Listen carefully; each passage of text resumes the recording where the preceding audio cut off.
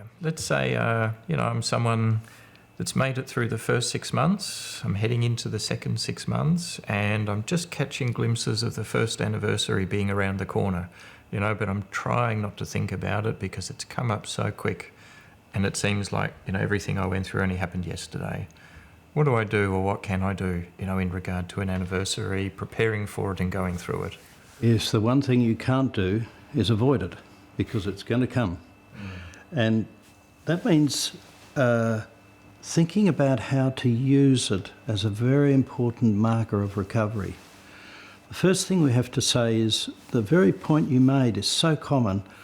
The first anniversary is coming up and it feels like it happened yesterday. That's a mark of the traumatic intensity of it, which disrupts the orderly converting of experience into memory so that it becomes part of history that tells me who I am and what I've lived through. That's something that just goes on all the time with us. And much of it happens through our conversations with each other and coming home at night and telling our family what we've been doing and so on. And that's often set aside by all the disruption. So by having some kind of meaningful recognition of an anniversary, we help make a marker. That's 1 year, that's 2 years, that's 3 years. And that helps us get a sense of distance. So I think it's very valuable for people to try and mark the anniversary. Now, I think everyone will need to do it in their own way. There's often a tendency in communities for some people, often who have very strong views and maybe are confident and speak in public meetings, to want to do it in a particular way. But if you talk to people, there are all sorts of different ways. Some people want a big public event, somebody else wants a very private event.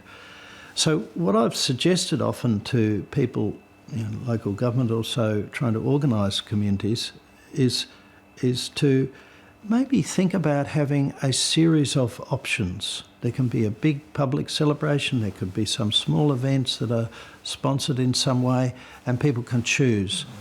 And so what we need the community to do is to stop and think and talk with their families and friends about, what do I think I'd like? What will be meaningful to help this process of marking the passage of time?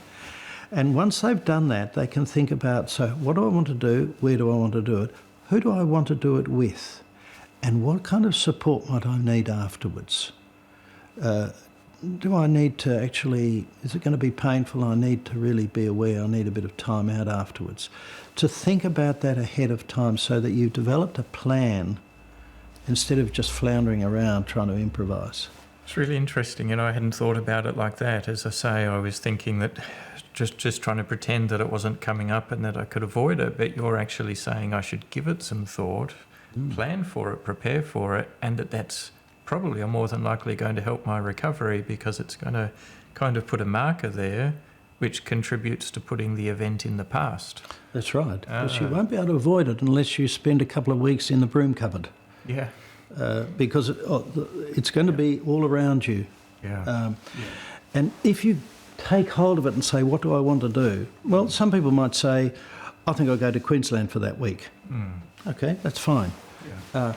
The other thing is that often with natural disasters, the anniversary is going to bring the same weather patterns. And that will expose triggers. Triggers are those, and everyone knows about them nowadays, the markers of traumatic events, which are the sounds, sights, smells, anything that reminds us of it. They become hardwired and they'll tend to trigger the whole thing. We want to loosen and break those up. And we have to do those by thinking and understanding this is not what I thought it was.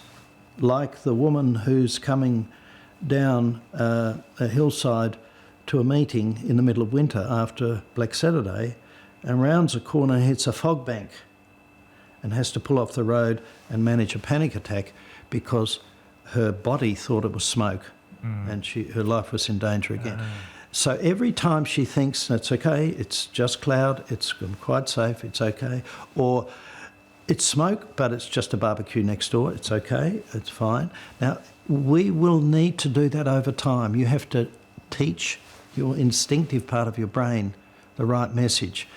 And that means every opportunity to work with a trigger can be a healing experience rather than just wanting to avoid it. So therefore, as people are going into the anniversary for natural disasters, it's an opportunity to put it in the past and to realise not every summer's going to be like that. Not every rainstorm is going to be a flood, etc. Yeah. That's also really interesting. I hadn't thought about the triggers part either. You know, what I realise is that I've just been telling myself this summer won't be as bad. So I guess now I realise that was just another way of avoiding. But actually what you're explaining to me is it's best to prepare and sort of take that kind of action-oriented problem-solving approach, you know, adequate preparations. I guess the other thing I should do as well is just draw on good supports and That's talk right. to people around me and, you know, maybe we can work on this together. And this is where people have a really strong sense of comfort from the identity of belonging to a group of people that go through it together. Even, you know, people involved in things like big tragedies like the Port Arthur shootings or the tsunami or the Bali bombings. You know, and these people gather together, even if they come from all sorts of different areas, and they come and do something together, they get a great sense, I'm not alone, because the painful experience of many people is, and they've been through a life-changing event like that, with the best will in the world, those around them who weren't there don't really quite understand.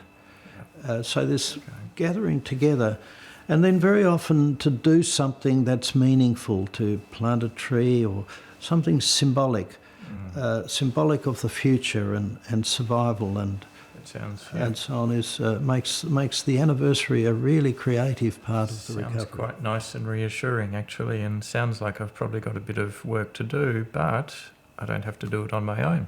No, absolutely.